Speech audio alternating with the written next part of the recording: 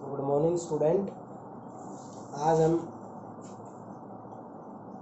हेलोअल्केन और हेलोअरीन यूनिट्स का लास्ट जो लेक्चर है वो करवा रहे हैं। इसमें हम ये कुछ डेफिनेशंस हैं 10-12, जिनके बारे में कुछ डेफिनेशन बता दी थी, बट ये मैंने कलेक्टिव नोट्स में लिख दी थी। एक एक नंबर में आ सकती हैं, कई बार देखा भी गया है क्वेश्चन इसमें से, बट बहुत ही सिंपल से हैं, इनको मैं समझा देता हूँ। सबसे पहला है स्टीरियो आइसोमेरिज्म। तो सारे स्टूडेंट ये अच्छे से जानते होंगे स्टीरियो आइसोमेरिज्म के बारे में। या आप कोऑर्डिनेशन केमिस्ट्री जो आप पढ़े थे उसमें स्टीरियो आइसोमर का मतलब क्या होता था? स्टीरियो का मतलब होता था अरेंजमेंट। आइसोमेरिज्म एग्जिबिट टू और more compound with their same molecular and structure formula. तो सब बच्चे इस बात को अच्छे से जानते होंगे कि वो मॉलिक्यूल या कंपाउंड जो आपके होते हैं, जो आइसोमर होते हैं, उनका मॉलिक्यूलर फॉर्मूला और क्या होता है? सेम होता है। अगर उनकी स्ट्रक्चर भी सेम हो तो उसको कहते हैं स्ट्रक्चरल आइसोमरिज्म। तो क्या होता है? जिसका मॉलिक्यूलर फॉर्मूला सेम हो, स्ट्रक्चर डिफरेंट हो, स्ट्रक्चरल होते हैं, बट उनके एटम्स का अरेंजमेंट डिफर हो, उसको हम क्या बोल देते हैं? Stereo isomerism.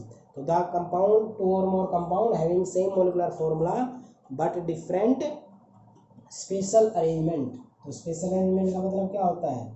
जो आपके पास एटम्स का अरेंजमेंट स्पेस के अंदर अगर डिफर हो, उसको हम बोलते हैं स्टीरियो आइसोमेरिज्म। तो मॉलिक्यूलर फॉर्मूला सेम हो और उनके एटम्स का अरेंजमेंट डिफर हो, जैसे आप सिसोट्रांस पढ़ते थे वो, ठीक है। इसके बाद आपका आता है प्लेन पोलराइज लाइट, पीपीएल, यानी कि बीम। जब देखो एक प्रिज्म यूज कर रहा हूँ मैं, निकोल प्रिज्म बोला गया था। क्या बोला गया था? Nicol prism. तो इसके ऊपर जब लाइट टकराती है, निकोल प्रिज्म जो आपकी होती है, ये एक डिवाइस होती है, उसके ऊपर एक हम ऑर्डिनरी लाइट देते हैं। तो ऑर्डिनरी लाइट जो है वो ऑल पॉसिबल डायरेक्शन के अंदर जा सकती है, ठीक है। तो वो जब जाती है तो उसमें इन फेज और आउट ऑफ फेज होते हैं। तो beam of light whose vibration और oscillation are confined to one plane only, जिनका ऑसिलेशन और वाइब्रेशन अगर एक ही प्लेन के अंदर हो तो उसको हम क्या बोलते हैं? Plane polarise light. और ये कैसे प्राप्त होता है? जब लाइट का निकोल प्रिज्म के अंदर से पास करने से। अब कहोगे सर ये चीज़ तो हमने नहीं, आपने ये नया वर्ड बता दिया। तो निकोल प्रिज्म और पोलराइजेशन आपके फिजिक्स में पूरा का पूरा एक यूनिट आएगा। यहाँ पे एक छोटी सी डेफिनेशन थी, वो आपको करनी है। अगला होता है ऑप्टिकल एक्टिव सब्सटेंस। एक सॉल्यूशन या सब्सटेंस होता है जो मतलब कि एक प्रकार से रोटेट कर देता है प्लेन को। जब प्लेन पोलराइज लाइट उसमें से पास होती है तो वो क्या करता है? उस सॉल्यूशन के अंदर वो उसको रोटेट कर देता है। तो कैसे रोटेट कर देता है? तो इसको समझने के लिए आपको ऐसे याद रखना है कि एक डिवाइस होती है इसके अंदर, जैसे मैंने आपको इन्वर्ट शुगर बताया था ना, उसमें जो पोलिरोमीटर डिवाइस बताई थी कि एक डिवाइस है जिसके अंदर स्फेरिकल लगे रहते हैं, जीरो मतलब कि 360 के बाद का है, यानी कि 0 से 24 घंटे की एक प्रकार से घड़ी की तरह रिप्रेजेंट करता है। तो जब सॉल्यूशन पास करते हैं तो उसके प्लेन ऑफ पोलराइजेशन को क्या रोटेट कर दे। अब यहाँ पर रोटेशन जो होता है उसको हम लेके चलते हैं ऑप्टिकल रोटेशन के नाम से। इसके नाम से ऑप्टिकल रोटेशन। तो ऑप्टिकल रोटेशन क्या होता है? The property of rotation the plane of polarisation either towards left side और टुवर्ड्स राइट साइड। मतलब एक जगह पे ये डिवाइस है, वो पोलराइजर है ये, ठीक है। आपने वो सॉल्यूशन जो भी है इसके अंदर कोई भी हेलोअल्केन वगैरह रख के देखा, वो एक जगह फिक्स है, फिर हम उसके अंदर से प्लेन पोलराइज लाइट गुजारते हैं, तो वो या तो लेफ्ट साइड या राइट साइड उसको क्या कर दे? रोटेट कर दे। तो ये डिवाइस पोलराइजर रोटेट होने वाला जो ये है पूरा, इसको कहेंगे ऑप्टिकल रोटेशन। तो क्या होता है? अगर लेफ्ट साइड की तरफ हो जाए, दो सब्सटेंस, अलग अलग सब्सटेंस होते हैं, ऐसा नहीं है वो खुद ही राइट में भी लेफ्ट में करे, नहीं, कोई ऐसे सब्सटेंस होते हैं जो उसको लेफ्ट साइड में रोटेट कर देते हैं, कई ऐसे होते हैं जो राइट साइड में कर देते हैं। जो लेफ्ट साइड में रोटेट करते हैं उसको लियो रोटेटरी कहते हैं, और जो राइट में कर देते हैं उसको हम क्या कह देते हैं? Dextro rotatory. डेक्स्ट्रो रोटेटरी, इसके लिए पॉजिटिव साइन, इसके लिए नेगेटिव साइन कहेंगे, ठीक है। तो क्या होता है कि property of rotation either in left side और right side is called optical rotation. और अगर लेफ्ट साइड में रोटेशन होता है वो सब्सटेंस और प्लेन ऑफ पोलराइजेशन को किस में कर दे, राइट में कर दे या लेफ्ट में कर दे, तो क्या कहेंगे, प्लेन पोलराइज लाइट को लेफ्ट में कर दे तो लीवो रोटेटरी नेगेटिव साइन से शो करेंगे, राइट में कर दे तो डेक्सो रोटेटरी, उसको क्या कहेंगे, पॉजिटिव साइन से रिप्रेजेंट करेंगे। अब आपका आता है स्पेसिफिक रोटेशन। तो स्पेसिफिक रोटेशन क्या होता है, अल्फा से रिप्रेजेंट करते हैं कितना ऑब्जर्व किया हमने, डिवाइडेड बाय उसकी लेंथ और मल्टीप्लाई बाय उस सॉल्यूशन की कंसंट्रेशन। तो क्या होता है, स्पेसिफिक रोटेशन जो आपका होता है is the number of degree rotated observed when the concentration of optical substance is 1 gram per centimeter cube and the length of the polarimeter tube is 1 decimeter। ठीक है, ये हमारे पास एक ये रोटेटिंग ट्यूब है, इस ट्यूब के अंदर जब हम पास करते हैं तो उसके अंदर नंबर ऑफ डिग्री रोटेशन हो जाएगा। कब, कंडीशन है जब कंसंट्रेशन ये रखें और 1 डेसीमीटर क्या रखें, उसका लेंथ रखें। तो कहने का मतलब क्या हुआ, कहने का मतलब ये हुआ कि स्पेसिफिक रोटेशन एक पर्टिकुलर रोटेशन होता है नंबर ऑफ डिग्री में, जब पोलरोमीटर जो ट्यूब होती है उसमें कंसंट्रेशन इतनी फिलअप कर दें और इतने उसकी लेंथ रखें, तो जितने एंगल का डिग्री उसके अंदर डिफर होगा उसको हम क्या बोलेंगे, स्पेसिफिक रोटेशन। क्लियर, ये छोटा छोटा डेफिनेशन है। अब आपका आता है एसिमेट्रिक मॉलिक्यूल क्या होता है, एसिमेट्रिक। देखो कार्बन जो आपके पास होती है इसकी कितनी वैलेंसी होती है, 4 होती है। तो if all the 4 substituents attach to carbon, यानी कि A B C D, अगर कार्बन की 4 वैलेंसी है, जो सारे सब्स्टिट्यूएंट जो इसके साथ अटैच है वो क्या हो, डिफरेंट हो। ये देखो A है, ये B है, ये C है, ये D है, चलिए इसको मैं E लिख देता हूँ, डिफर है क्योंकि C है ना कार्बन। तो कार्बन से अटैच कार्बन वैलेंसी 4 होती है, चारों के चारों सब्सटेंस अलग हो, उस मॉलिक्यूल्स को कहते हैं एसिमेट्रिक मॉलिक्यूल्स। क्या बोलते हैं उसको, एसिमेट्रिक मॉलिक्यूल्स। ठीक है, दूसरा कायरल कार्बन किसको कहेंगे, कायरल। कायरल के लिए क्या देखोगे, वो carbon object which is non super imposable mirror image, जो non super imposable mirror image बनाए। मतलब एक प्रकार से हमने ये रख लिया, इसको मैंने मिरर से देखा, ये नज़दीक है तो ये कार्बन यहीं रहेगी, ये एज इट इज रहेगा, इनमें कोई बदलाव नहीं आएगा। बट ये दूर चला जाएगा और ये इसके नज़दीक आ जाएगा। अब हम इसको उठाते हैं और इसके ऊपर रखते हैं, क्या ये इसको कंप्लीट सुपर इम्पोज कर रहा है? अगर ये इसको कंप्लीटली सुपर इम्पोज करे उसको अकायरल कार्बन कहेंगे, और कंप्लीटली सुपर इम्पोज नहीं करेगा उसको क्या कहते हैं, कायरल कार्बन कहते हैं। और प्रॉपर्टी को हम बोलते हैं कायरलिटी। क्या बोलते हैं, कायरलिटी। ठीक है, और जो कार्बन होती है जिसके साथ ही 4 एसिमेट्रिक 4 डिफरेंट सब्स्टिट्यूएंट्स अटैच है उसको क्या कहते हैं हम, उसको कहते हैं कायरल कार्बन। जैसे एग्जांपल के तौर पे मैं ऐसे लिख देता हूँ CH3Cl, चलो इसको दिखाता हूँ, C यहाँ है, H यहाँ है, H यहाँ है, H यहाँ Cl, क्या चारों डिफरेंट है? नहीं, तो ये कायरल कार्बन नहीं है। ठीक है, और अगर चारों के चारों पार्टिकल्स वो डिफरेंट हो, जैसे इस तरह से हो, यहाँ Cl, यहाँ Br, यहाँ I, यहाँ F, तो ये चारों डिफरेंट है। और मिरर से देखेंगे तो non super imposable mirror image बनाएंगे, कार्बन को कायरल कार्बन कहेंगे या एसिमेट्रिक कार्बन कहेंगे। क्या कहेंगे, एसिमेट्रिक कार्बन। देखना कैसे है, कार्बन की वैलेंसी 4 होती है, जिस कार्बन को आपको चेक करना है उस कार्बन से चेक करो कि वो कितने नंबर ऑफ एटम्स के साथ अटैच है, 4 के साथ। चारों सेम है या डिफरेंट है? अगर डिफरेंट हो तो वो कायरल कार्बन होगा। ठीक है, तो ये इस तरह से आपके जो सब्सटेंस होते हैं वो कायरलिटी के ऊपर आपके एनसीईआरटी में भी क्वेश्चन है, आप अच्छे से इनको सोल्व करोगे। ये आपके पास कायरल, एसिमेट्रिक या कायरलिटी जो प्रॉपर्टी है वो इनके अंदर आती है। अब हम आगे एक दो छोटे छोटे डेफिनेशन देखते हैं। अब आगे डेफिनेशन है, एनांशियोमर क्या होते हैं? स्टीरियो आइसोमर ही होते हैं जिसके अंदर non super imposable mirror image. ऐसे स्टीरियो आइसोमर देखो स्टीरियो आइसोमर भी क्या होते हैं, जिनके अंदर एटम्स की पोजीशन डिफर होती है, बट उनकी अगर non super imposable mirror image हो जाए और जो प्लेन पोलराइज लाइट को अपोजिट डायरेक्शन में रोटेट कर दे, उनको हम क्या बोलते हैं, एनानशियोमर। यानी एनानशियोमर एक प्रकार के स्टीरियो आइसोमर होते हैं जो non super imposable mirror image दिखाते हैं। जहां पर non super imposable mirror image आ गई, उसका मतलब होता है कि कायरलिटी जो है उसके अंदर वो शो करते हैं, कायरल कार्बन उसमें होता है। दूसरा है रेसमिक मिक्सर। रेसमिक मिक्सर क्या होता है, ये equimolar mixture of pair of enantiomer. Pair में क्या होते हैं, जैसे आपके पास ड्रैक्स्ट्रो और लियो का था, उनका रोटेशन जो स्पेसिफिक रोटेशन था ना वो डिफर था, बट वो कंपाउंड तो एक ही है। अगर हम दोनों का 50-50% रेशियो मिला ले इक्विमोलर, तो उसको हम क्या बोलते हैं, रेसमिक मिक्सर। और एनानशियोमर का रेसमिक मिक्सर में कन्वर्ट हो जाना प्रोसेस क्या कहलाएगी, रेसमराइजेशन।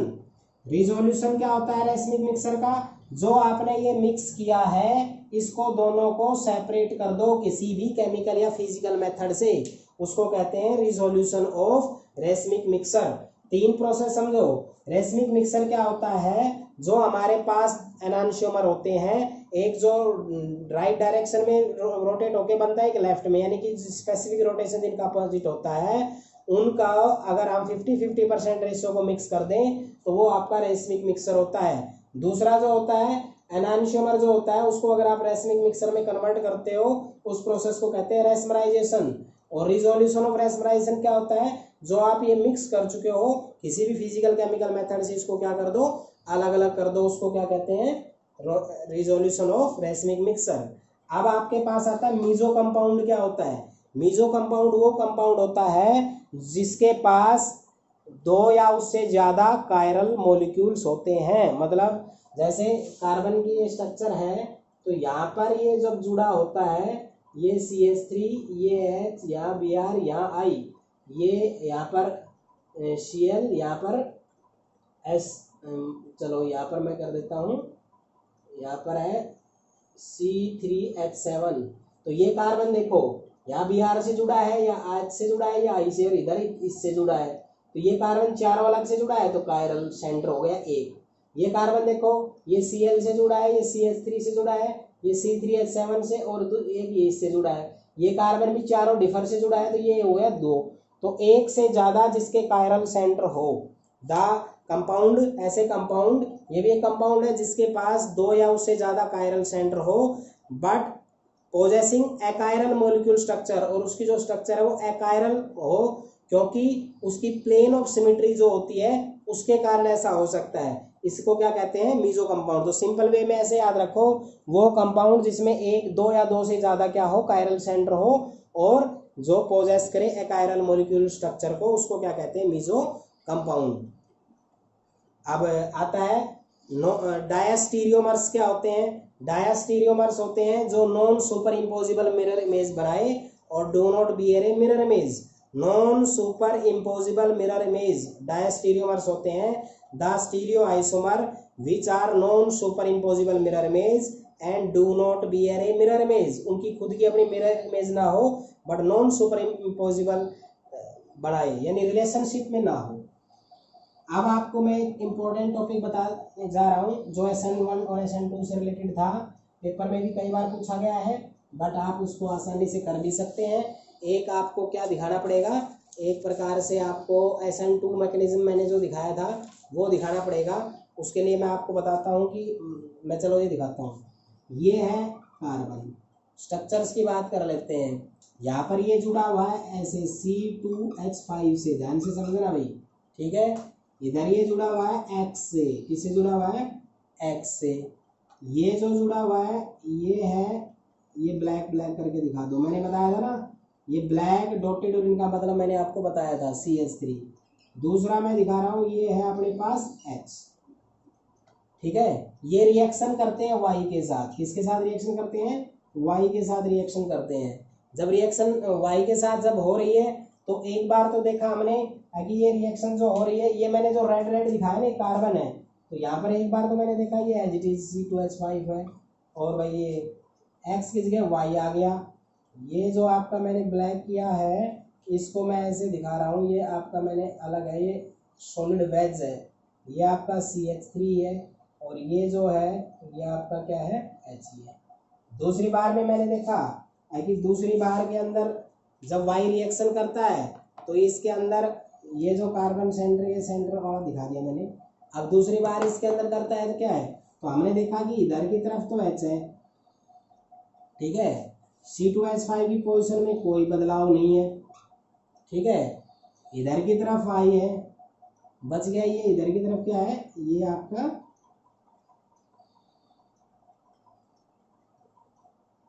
क्या है, CH3 है। तो ये दो पॉसिबल वे हमने बताई आपको। तो हमने देखा इसको मैं कह रहा हूँ B मान लो, और इसको मैं कह रहा हूँ A। तो आपने क्या देखा, जब इसमें ये Y रिएक्शन करता है तो ये Y इस X की जगह ले लेता है, बस सिंपल। तो A क्या हुआ, A is only compound obtain, the process is called retention. इसको क्या बोलते हैं, रेटिनेशन। मतलब रेटिनेशन का मतलब होता है जो आपके पास जब रिएक्शन होती है उसमें there is no any change, it is an optically active substance, जिसमें जो रिलेटिव पोजीशन होती है एटम्स या ग्रुप ऑफ एटम्स की around chiral centre is same before and after the reaction. ये कायरल सेंटर है, ये चार रिलेटिव पोजीशन है रिएक्शन से पहले और रिएक्शन के बाद, इसकी पोजीशन में कोई चेंज नहीं आता है। इस तरह की प्रोसेस जो होने के बाद जो कंपाउंड बना उस प्रोसेस को बोलते हैं रेटिनेशन। क्या बताया, it is an optically active molecule, the relative configuration of the atoms और group of atoms around the chiral centre, मतलब कार्बन के चारों तरफ, जो चारों देखो डिफर है ना, इसलिए around the carbon centre, chiral का सेंटर कहेंगे, remains the same before and after the reaction is called रेटिनेशन। तो रेटिनेशन क्या हुआ, रिएक्शन करने के बाद जो स्ट्रक्चर बनी उसमें जो चारों की पोजीशन है वो पोजीशन में कोई भी चेंज नहीं आता। प्रोफेसर वाई आ गया, वाई तो रिएक्शन कर रहा है, इनकी पोजीशन में कोई बदलाव नहीं आया, इसको कहते हैं रेटिनेशन ऑफ कॉन्फ़िगरेशन। दूसरे में क्या हुआ कि जब हमने इस वाई से रिएक्शन की तो देखो ये CH2H3 है, बट वाई इसकी और इस H की पोजीशन में बदलाव आ गया। तो क्या हुआ, the relative configuration of the atoms और group of atoms around the stereo centre, इसको आप कायरल सेंटर, स्टीरियो सेंटर कुछ भी बोल सकते हो, in the product in opposing is opposing या opposite is that in reactant, reactant के अपोजिट ये है, इस रिएक्शन को हम कहेंगे इन्वर्जन। तो क्या होता है, जब रिएक्शन होती है तो उनके relative position around the chiral centre कोई चेंज नहीं हो, उसको रेटिनेशन कहते हैं। जब रिएक्शन होती है relative position around the stereo centre अगर उसमें चेंज हो जाता है, चेंज भी कैसा, अपोजिंग, तो उसको क्या कहते हैं, जैसे इधर था तो इधर आ गया, तो इसको क्या बोलते हैं हम, इन्वर्जन। इन्वर्जन जो था वो SN2 मैकेनिज्म में होता था, ठीक है, किसमें होता था, SN2 में। अब क्या है, जो A दिखाया इसमें रेटिनेशन और ये दिखाया इसमें क्या बोलते हैं, इसको हम इन्वर्जन। आई बात समझ में। तो A is only the compound obtained, the process is called retination of configuration. B is the only compound obtained, the process is called inversion of configuration. अब मैं क्या करता हूँ, दोनों का 50-50% ले लेता हूँ, इसका इसका, तो क्या बोलोगे, if a 50-50% mixture of the above to obtain, ये जो दो ऑब्टेन हुए हैं इसका जो 50-50 मिक्सर हमने ले लिया, तो जब प्रोडक्ट हमने देखा वो ऑप्टिकली इनएक्टिव है, यानी कि वो कोई मिरर इमेज नहीं दिखाता है, as one isomer will rotate the light in the direction opposite to another, तो बट इनकी पोजीशन चेंज हो रही है, तो वो क्या कहलाएगा, हमारा रेसमिक मिक्सर क्या कहलाएगा। और रेसमिक मिक्सर और 50-50% रेशियो का जो मिक्सर होता है उस प्रोसेस को क्या बोलते हैं हम, रेसमराइजेशन। क्या बोलते हैं उसको, रेसमराइजेशन, ठीक है। तो रेटिनेशन आपको पता होना चाहिए, इन्वर्जन ये SN2 में होता है, रेसमराइजेशन जो आपका होता है वो SN1 में होता है। आई बात समझ में, 50-50% जो रेशियो होता है उसको रेसमराइजेशन, और जो पोजीशन में बदलाव नहीं आए उसको रेटिनेशन, और बदलाव आए वो भी अपोजिट डायरेक्शन में उसको क्या कहते हैं, इन्वर्जन। तो ये आपके इसके रिलेटेड छोटी छोटी जो टर्म्स थी वो मैंने अलग से निकाल के बता दी हैं। अब मैं आपको कुछ NCERT के 1-2 क्वेश्चन हैं जो बच्चों के डाउट थे उनको मैं सोल्व कर देता हूँ। अब आपका ये 10.22 NCERT क्वेश्चन सारे करवाऊंगा, एक वीडियो और बनेगी उसमें बचे कुछ करवाऊंगा, कुछ इसमें करवाऊंगा। एन ब्यूटाइल ऐसे जब क्वेश्चन होते हैं ये आते हैं व्हाट हैपन्स व्हेन के, किसके हैं ये, what happens when. What happens when का मतलब होता है जब क्या होता है, कब, जब एन ब्यूटाइल क्लोराइड, तो आप लिखो CH3 CH2 CH2 CH2 Cl, ये ब्यूटाइल क्लोराइड हो गया, रिएक्ट्स विद KOH अल्कोहलिक। तो आपको दो रिएक्शन करवाई गई है, एक रिएक्शन और बताता हूँ, ethyl chloride CH3 CH2 Cl reacts with KOH aqueous. तो दो रिएक्शन आएगी KOH एक्वस में और इसमें। तो जब एक्वस हो तो न्यूक्लियोफिलिक सब्स्टिट्यूशन KCl इजेक्ट होगा, CH3 CH2OH बनेगा। एल्कोहलिक को जब सेड-जेफ रूल लगेगा, अल्फा बीटा एलिमिनेशन होगा, KCl निकलेगा और वाटर निकलेगा और बन क्या जाएगा आपका, अल्कीन बन जाएगा। क्या बन जाएगा, अल्कीन। ठीक है। अगला है ब्रोमो बेंजीन, तो ये बेंजीन या bromo. Reaction with Mg, reaction होती है ड्राई ईथर क्योंकि एक्टिव मेटल की है, तो benzene MgBr phenyl magnesium bromide हो जाएगा। अगली देखो ये था ब्रोमोबेंजीन, मैग्नीशियम से किया ये, तो ग्रिग्नार्ड रिएजेंट जैसी रिएक्शन नहीं हो गई RMgX। KOH अल्कोहलिक से किया, सेड-जेफ रूल, दिमाग में रिएक्शन आनी चाहिए। KOH एक्वस के साथ किया तो ये आयन में टूटेगा, OH स्ट्रॉन्ग न्यूक्लियोफाइल होता है, Cl को रिप्लेस कर देगा, वहां चला जाएगा। इसको कहते हैं न्यूक्लियोफिलिक सब्स्टिट्यूशन रिएक्शन। रिएक्शन की टाइप पता होना चाहिए। क्लोरोबेंजीन जो है इसका हाइड्रोलिसिस मतलब KOH एक्वस के साथ, तो ये रिएक्शन नहीं होगी, कई जगह पे की भी मिलेगी लेकिन मेरे हिसाब से रिएक्शन नहीं होगी। क्यों, क्योंकि जो क्लोरोबेंजीन आपका होता है इसके अंदर डबल बॉन्ड कैरेक्टर आ जाता है ड्यू टू रेजोनेंस, और न्यूक्लियोफिलिक सब्स्टिट्यूशन कभी भी क्लोरोबेंजीन के अंदर नहीं हो सकता, इलेक्ट्रोफिलिक हो सकता है, इलेक्ट्रोफिलिक वाला कंडीशन है नहीं, तो इसलिए रिएक्शन नहीं होगी। Methyl bromide CH3Br reacts with sodium metal dry ether की प्रेजेंस में, तो वुड्स रिएक्शन लगेगी भाई, क्या लगेगी, वुड्स रिएक्शन। सोडियम मेटल के साथ RX की रिएक्शन होती है ड्राई ईथर की प्रेजेंस में, वुड्स रिएक्शन लगेगी, तो ये आपका इजेक्ट आउट हो जाएगा और अल्केन बन जाएगा। क्या बन जाएगा, अल्केन। अगली है methyl chloride CH3Cl reacts with KCN, तो यहाँ पर ये K पॉजिटिव CN नेगेटिव में जाएगा, CN नेगेटिव ज़्यादा स्ट्रॉन्ग न्यूक्लियोफाइल है, इसको रिप्लेस करेगा तो CH3CN आपका बन जाएगा। तो ये क्वेश्चन नंबर जो 10.22 था उसका NCERT क्वेश्चन जो था जिसके अंदर व्हाट हैपेंस की फॉर्म में था। मैंने आपको बताया paper what happens when, conversion, name reaction, complete the reaction, reasoning properties पे आता है। तो ये व्हाट हैपेंस व्हेन में कोई भी क्वेश्चन दे आपको क्वेश्चन के हिसाब से चलने हैं, इस क्वेश्चन को अच्छे से आप सॉल्व कर सकते हो। ठीक है। नेक्स्ट क्वेश्चन मैं आपका करवाता हूँ, वो है NCERT का, आपको NCERT 10.13 क्वेश्चन नहीं करना है भाई, क्योंकि वो आपका प्रॉपर्टीज के बेस पे क्वेश्चन था। ठीक है। अब मैं आपका लिख देता हूँ कौन सा क्वेश्चन है, मैं आपका कन्वर्जन करवा रहा हूँ भाई। क्या करवा रहा हूँ, कन्वर्जन 10. मैं NCERT किताब में देख लो आप, इसमें है आपका 10.7 क्वेश्चन है, 1 ब्यूटेनॉल से आपको कन्वर्ट करना है 1 आइडोब्यूटेन,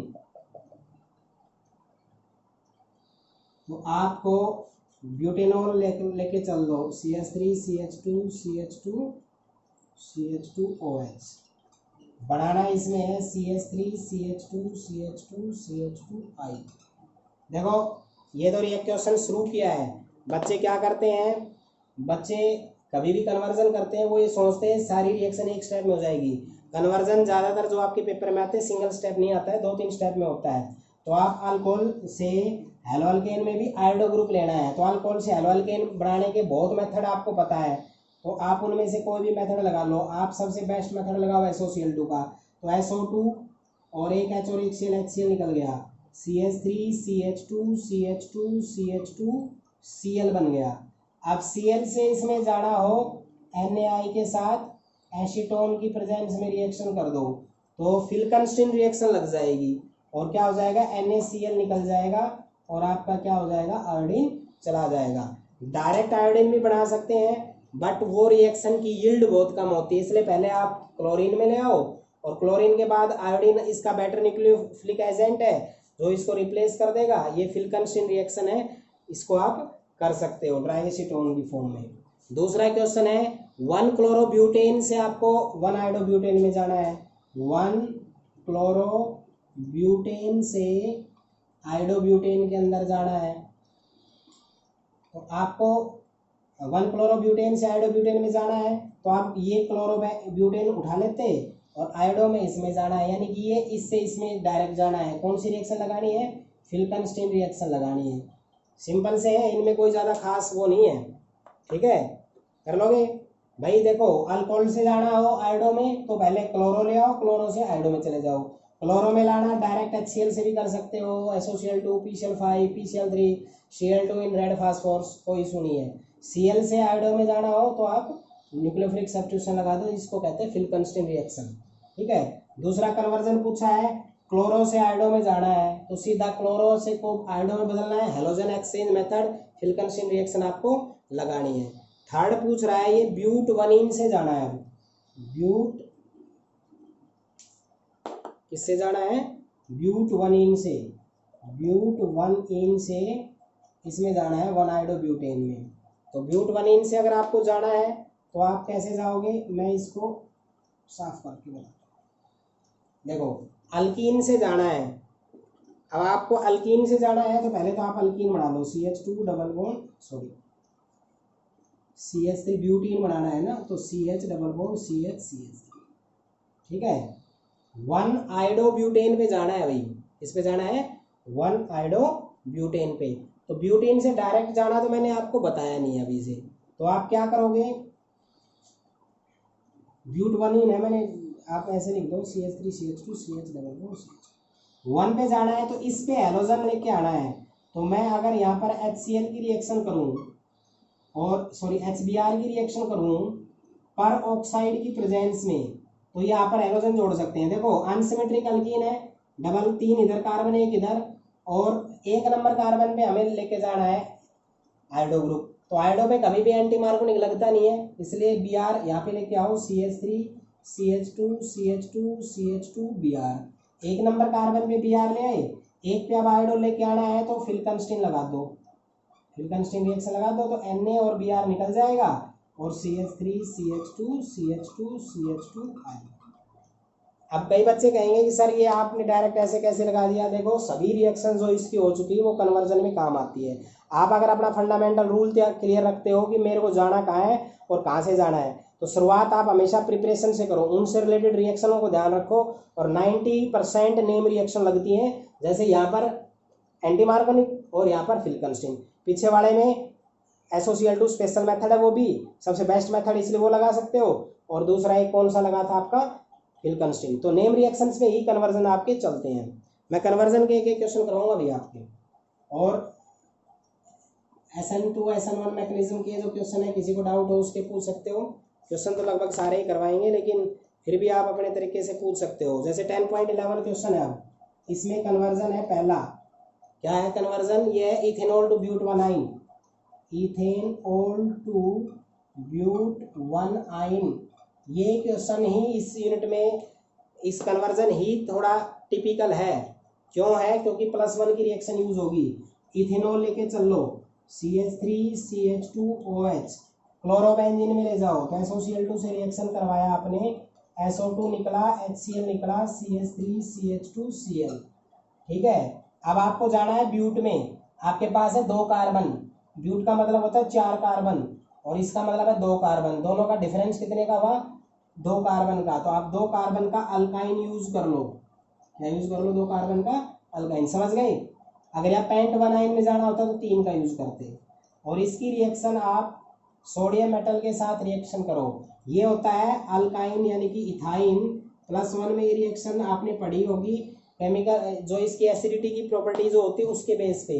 तो ये आपका ½ H2 निकल जाता है और CH ट्रिपल बॉन्ड CNA ये बन जाता है। अब आपके ये 2 प्रोडक्ट बन गए हैं, इस प्रोडक्ट को उठा लो CH3 CH2Cl और इस प्रोडक्ट को उठा लो NaC ट्रिपल बॉन्ड Cl। जैसे हीट करोगे NaCl निकल जाएगा, CH3 CH2 C triple bond CH, इसको कहते हैं ब्यूट 1 आइन। यही एक रिएक्शन है जो थोड़ा लीक से हटके है कि दो अलग अलग रिएक्शन करवाई फिर उनको दोनों को रिएक्ट करवाया। ये NCERT क्वेश्चंस जो आपके पास 11 है उसका फर्स्ट कन्वर्जन है, तो आप इसको अच्छे से करोगे, एक बार कर लोगे कभी नहीं भूलोगे। एक बार सोच समझ के करना कि ये हम ऐसे गए हैं, ये +1 यूज था इसलिए थोड़ा टिपिकल कह सकते थे। नेक्स्ट है ईथेन से ब्रोमो ईथेन में बदलो, ईथेन से ब्रोमो ईथीन में बदलो, अल्केन से इथेन से ब्रोमो ईथीन में जाना है, तो ईथेन बना लो भाई CH3 CH3, और ईथीन में जाना है ब्रोमो ईथीन, ये है आपका BR। तो इससे पहले हमें अल्कीन में जाना पड़ेगा, तो क्लोरीनेशन कर लो सनलाइट की प्रेजेंस में, HCl, तो क्या होगा CH3 CH2 Cl, ठीक है। इसकी रिएक्शन करवाओ KOH अल्कोहलिक के साथ, तो अल्फा बीटा, तो यहाँ से KCl, यहाँ से HOH वाटर, तो बन गया क्या आपका अल्कीन। ये फोटोकेमिकल रिएक्शन, ये सेट-जैक रूल। अब इससे इसमें जाना है, ठीक है, तो इसमें जाना है तो आप क्या करोगे, इसके अंदर अल्कीन आपका बन गया है, 1 पे ब्रोमो लेके आना है आपने, तो Br2 ऐड कर सकते हो CCl4 की प्रेजेंस में, तो वो डायरेक्ट तो जाएगा नहीं आपका, ये अगर Br2 ऐड करते हो CCl4 की प्रेजेंस में तो CH2 डबल बॉन्ड CH ये सिंगल बन जाएगा, यहाँ Br आ जाएगा और यहाँ पर क्या आ जाएगा Br आ जाएगा। अब यहाँ पर दोबारा से KOH अल्कोहलिक की रिएक्शन करवा दो, तो क्या होगा K और Cl सॉरी K Br और एक OH और बीटा से H2O निकल गया, तो क्या बन जाएगा CH डबल बॉन्ड, एक साइड से Br चला गया ना, CH2 सॉरी Br, आई नहीं बात समझ में। तो इस तरह से रिएक्शन आप अप्लाई कर सकते हो, ठीक है। और भी मेथड होते हैं, इस मेथड से भी जा सकते हो आप, आपके दिमाग में कोई और जरूर नहीं है मैं बताऊं वही मेथड मेन होता है, और भी आपके दिमाग में हो उसमें आप जा सकते हो, ठीक है, कर लेना इसको। ये कन्वर्जन के लिए मैं एक स्पेशल वीडियो बनाऊंगा, और इसके जितने भी NCERT क्वेश्चन हैं उनके लिए मैं एक अलग वीडियो तैयार करूंगा। NCERT के अगला जो वीडियो आएगा उसमें मैं पूरे 1-1.5 घंटे का पूरा NCERT सॉल्यूशन, जो क्वेश्चन मैंने यहाँ कर दिए, कन्वर्जन सिर्फ 10.7 यहाँ करना, बाकी 10.11 का फर्स्ट करना, सेकंड भी छोड़ देना, वो सारे मैं 1 बाय 1 दोबारा से करवाऊंगा। 10.11 और लास्ट में है रीजनिंग और SN1 SN2 पे मैं कुछ छोड़ूंगा क्वेश्चंस, वो जो आप खुद कर लोगे, नहीं करोगे तो भी मैं उनको करवा दूंगा। यही है, आज ये डेफिनेशंस अच्छे से तैयार करनी है, बाकी जो NCERT क्वेश्चंस हैं उनके लिए एक वीडियो में अलग से बना के आपको भेज दूंगा, जो भी कन्वर्जन के लिए स्पेशल, बाकी तो आप कर ही लोगे।